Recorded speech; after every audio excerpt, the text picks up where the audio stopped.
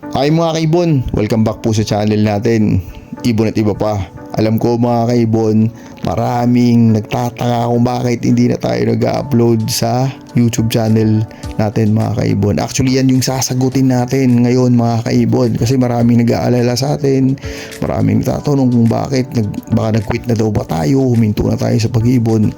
Sasagutin natin yan mga kaibon. Pero syempre, bago natin sagutin yan, hayaan nyo po muna akong batiin kayong lahat ng Happy New Year mga kaibon. Happy 2026. Grabe, 2026 na mga kaibon.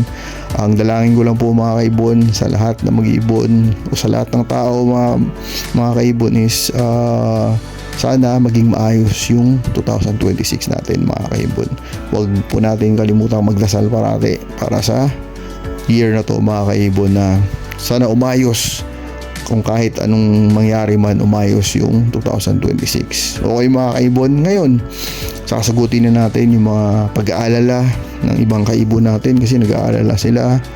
Ang iba nagtatanong parati, nagpo-post, nagme-message o nagko-comment sa FB page natin, bakit daw di na tayo nag-upload every Thursday. Kahit ako man mga kaibon, nalulungkot din naman ako na hindi tayo nakaka-upload every Thursday. Pero may tatlong rason po tayo kasi mga kaibon na hindi na tayo nakaka-upload, at humingi po tayo ng dispensa dyan sa inyo. Unang rason doon mga kaibon is sa trabaho po.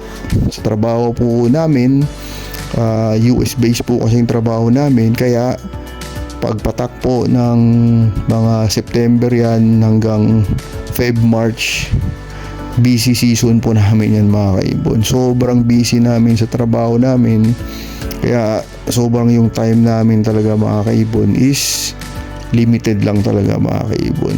Isang rason po talaga yan mga kaibon na hindi na kaya natin mag-upload every Thursday, kasi nga po sa trabaho po mga kaibon, sobrang busy po talaga.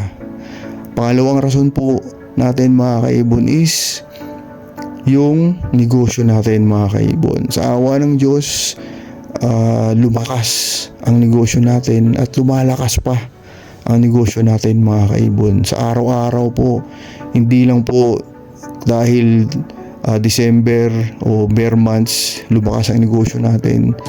Matagal na po siyang malakas mga kaibon, kaya galing trabaho, pagka kinabukasan magpapak pa tayo niyan mga kaibon sa mga account natin, sa Shopee account natin, sa TikTok account natin.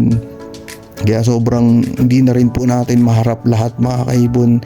Hindi na natin kaya gumawa ng video every Thursday. Kahit mag-update na lang sa inyo kung ano yung mga bagong mutation, ano yung aalagaan natin for 2026. Ang time po natin napaka-unti lang, napaka-igli lang talaga mga kaibon. At i-grab ko rin ng opportunity na to na magpasalamat sa mga loyal supporter natin na mula noon hanggang ngayon sumusuporta pa rin sa atin.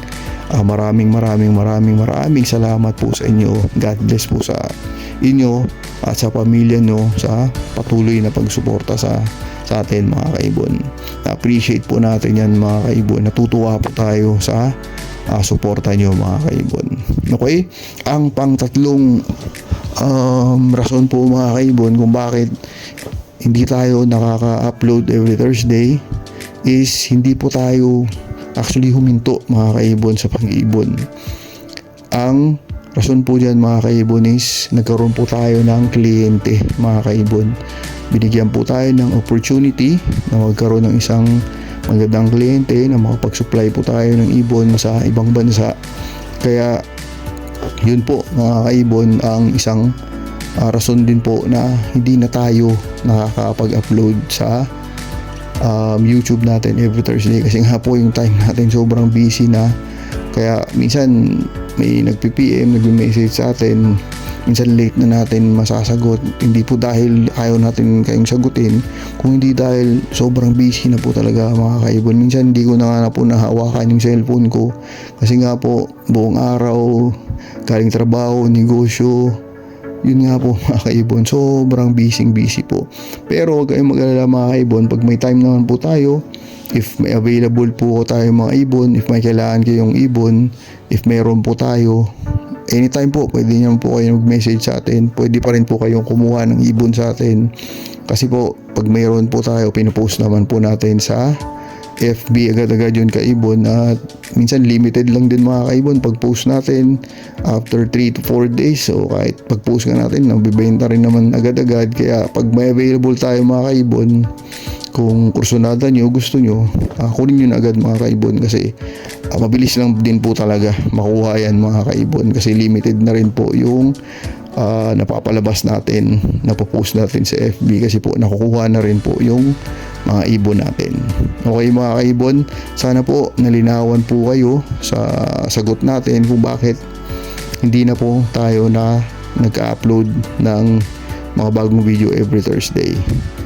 At hindi po tayo nag-quit, hindi po tayo huminto. Actually, nagpapalano pa nga tayong dumagdag mga kaibon. Magdagdag tayo ng mga ibon pa para madagdagan pa yung mga alaga natin dito. Okay mga kaibon, sana po mga kaibon nalinawan po kayo at nasagot po natin ang lahat ng katanungan yung mga kaibon.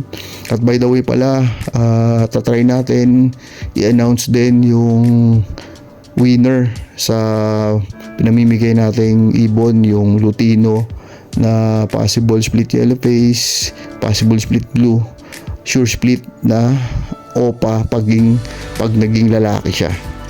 Sana magbigay time tayo nun, may time tayo na mapili na natin yung mananalo doon. At congratulations agad-agad sa mapili natin.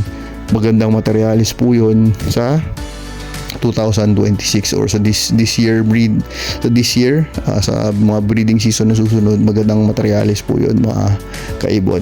At try din natin pagka nagkaroon tayo ng time, magbibigay tayo ng mga bagong update kung ano yung mga pwedeng alagaan pa rin sa 2026.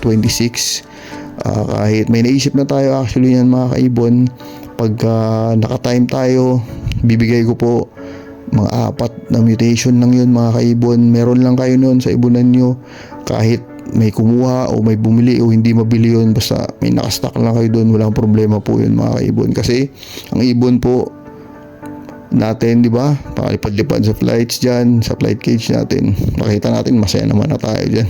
Kahit may bibili dyan o wala, okay lang, kasi kasiyahan po natin yan mga kaibon. Okay, dito na po tayo magtatapos mga kaibon. Sana nilinawan po kayo lahat. God bless po sa inyo. God bless po sa mga minamahal niya sa buhay. God bless po sa lahat ng mga kaibon. See you next time po mga kaibon. Maraming salamat. Bye po.